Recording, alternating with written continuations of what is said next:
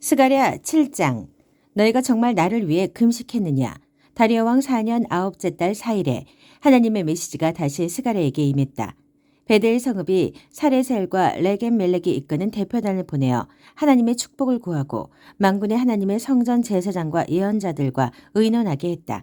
그들은 이렇게 물었다. 예루살렘 멸망 70주기인 금년 8월에도 늘 해오던 것처럼 애곡과 금식을 위한 날을 하루 정해서 지켜야 합니까? 그러자 만군의 하나님께서 내게 메시지를 주셔서 그들 곧 백성 전체와 제사장들에게 전하게 하셨다.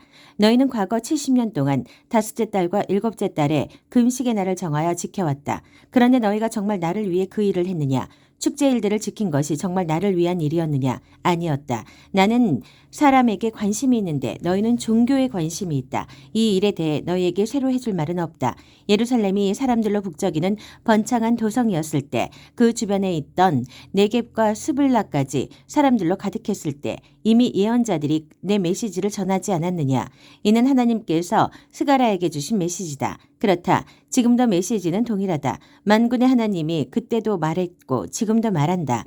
서로 정의롭게 대하여라. 너희 이웃을 사랑하여라. 서로 자비를 베풀어라. 과부들, 고아들, 나그네들, 가난한 이들을 착취하지 마라. 서로 음모와 계략을 꾸미지 마라. 그것은 악이다. 그러나 어떠했느냐? 너희 조상들이 그 말씀을 들었느냐? 그렇지 않다. 그들은 이를 악물고 반항했다. 귀를 닫았다. 그들은 하나님의 계시에 마음을 굳게 닫았고 이전 예언자들이 만군의 하나님의 명령을 받아 전했던 성령 충만한 설교에 대해 마음을 굳게 닫았다.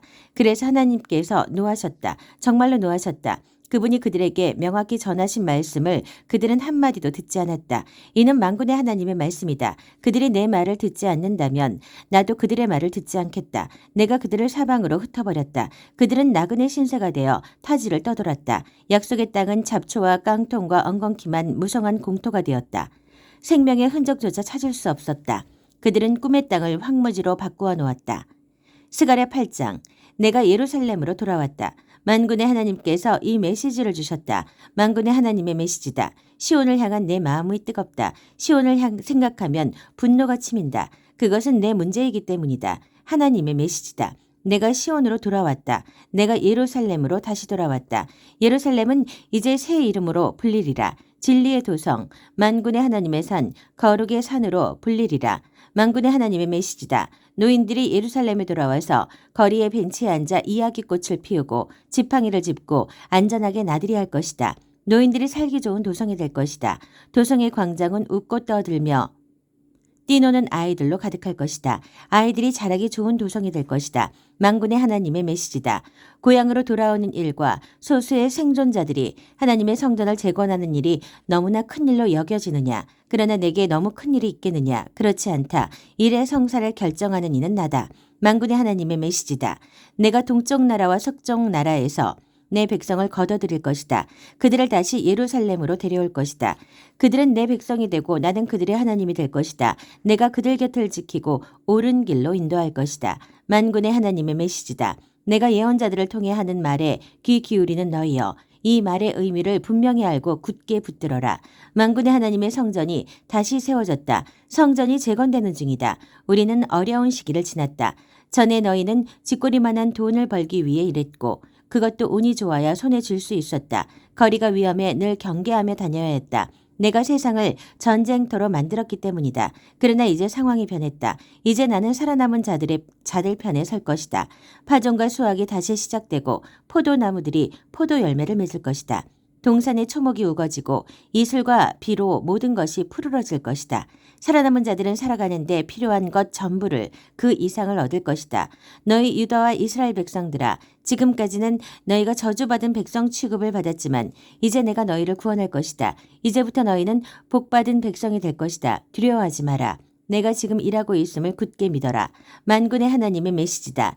너희 조상들이 나를 노하게 했을 때 나는 너희를 벌주기로 작정했고 그 뜻을 굽히지 않았다. 그때와 마찬가지로 이제 나는 예루살렘과 유다 나라에 복을 주기로 작정했다. 두려워하지 마라. 진실만을 말하여라. 개인적인 일에서나 법정에서나 옳은 일을 행하여라. 술수를 부려 다른 사람을 착취하지 마라. 거짓된 일이나 거짓된 말을 하지 마라. 나는 그런 것들을 미워한다. 너희는 순박하고 정직하게 살아라.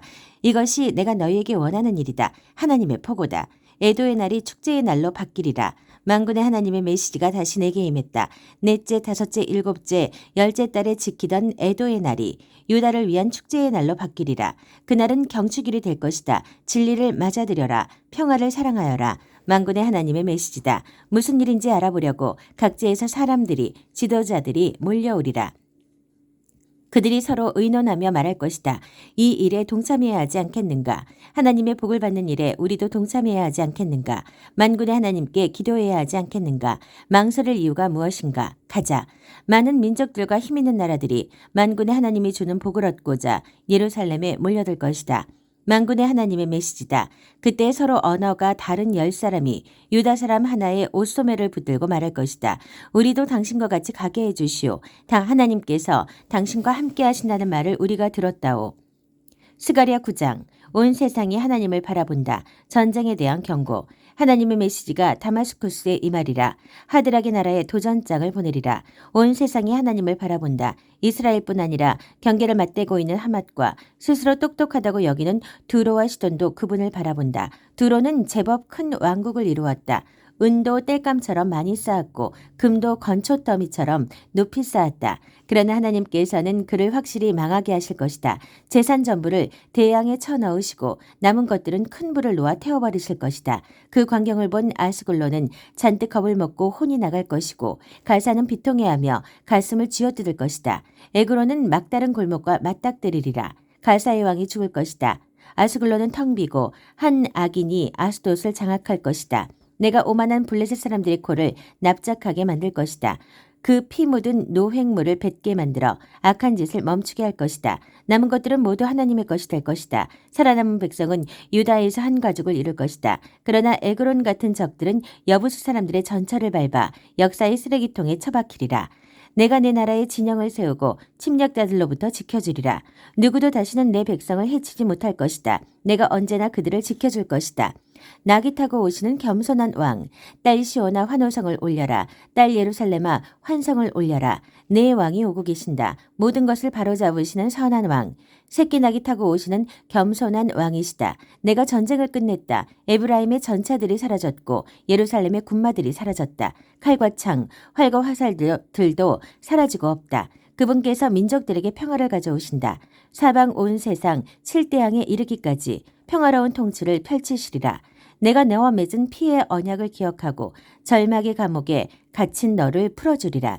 죄수들아 집으로 돌아오너라. 희망을 하나로 안고서 바로 오늘 내가 너에게 2배의 복을 약속한다. 너는 잃었던 모든 것을 2배로 되돌려받게 될 것이다. 유다는 이제 내 무기, 내가 당기는 활이다. 에브라임은 활시위에 매긴 화살을 쓸 것이다. 시온아 내가 내 아들들을 깨워 그리스야 내가 내 아들들을 칠 것이다. 이제부터는 사람들이 내 칼이다. 그때 하나님이 나타나셔서 번개처럼 화살을 쏘실 것이다. 주 하나님께서 나팔을 부시고 회오리 바람을 일으키며 진군하신다. 만군의 하나님께서 그들을 보호해 주시리라. 전면전을 벌이시리라. 모든 전쟁을 끝나는 전쟁, 총력전을 마침내 그들의 하나님이 이기시고 그들을 구해 주시리라. 그들은 유순한 양 같은 존재가 되고 왕관에 박힌 오색 찬란한 보석 같은 존재가 되리라. 그날에 그들이 반짝이리라. 빛을 발하리라. 젊은 남자들이 원기왕성해지고 젊은 여자들은 사랑스러우리라. 스가랴 10장. 하나님께서 구원을 약속하시다.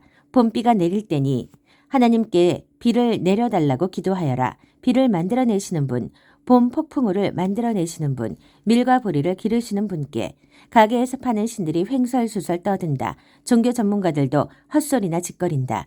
거들먹거리는 그들, 내뱉는 말이라곤 허풍뿐이다. 백성들이 길 잃은 양떼처럼 방황한다. 목자 없는 가련한 양들처럼 길을 잃고 헤맨다. 목자라는 자들에게 내 노가 폭발한다. 순염소만도 못한 자들, 내가 그들을 염소 다루듯 하리라. 만군의 하나님이 친히 나서서 그분의 양떼 유다 백성을 돌보아 주신다. 그분께서 그들의 영을 소생시켜 주시고 하나님이 그들 편임을 자랑스러이 여기게 하시리라. 하나님께서 그들을 들어 당신의 재건 사역에 쓰실 것이다. 그들을 주초와 기둥으로 도구와 기구들로 재건 사역의 감독자로 쓰시니 그들은 자랑스러운 일꾼 군대가 될 것이다. 당당하고 일사불란하게 씩씩하고 힘있게 늪과 진창을 서슴없이 통과해 행진한다. 하나님께서 그들과 함께 하시니 그들을 꺾을 자 아무도 없으리라. 내가 유다 백성을 강하게 만들 것이다. 내가 요셉 백성을 구원하고 그들의 고통을 아는 나, 그들을 새롭게 하리라. 모든 과거를 씻고 새 출발하게 하리라. 이유를 묻느냐? 나는 그들의 하나님이기 때문이다. 그들에게 필요한 일을 내가 해줄 것이다. 에브라임 백성은 만방의 이름을 떨치고 그들의 삶은 기쁨으로 차오를 것이다. 오, 그들의 자녀들도 하나님의 복을 만끽하게 되리라. 내가 휘파람을 불면 그들이 내게로 뛰어오리라. 내가 그들을 자유롭게 풀어주었으니 오, 그들이 번성하리라. 비록 내가 그들을 사방으로 흩어보냈지만 이제 그들이 그 먼 곳에서 나를 기억할 것이다. 이야기를 간직하여 자녀들에게 전해주고 때가 이르면 그들이 돌아올 것이다. 내가 그들을 이집트 서쪽에서 데려오겠고 아시리아 동쪽에서 그들을 몰아올 것이다. 내가 그들을 기름진 길르앗으로 숲이 우거진 레바논으로 다시 데려올 것이다. 온 땅이 귀향의 무리로 가득하리라. 험한 바다를 뚫고 성난 파도를 가볍게 타고 그들이 돌아올 것이다.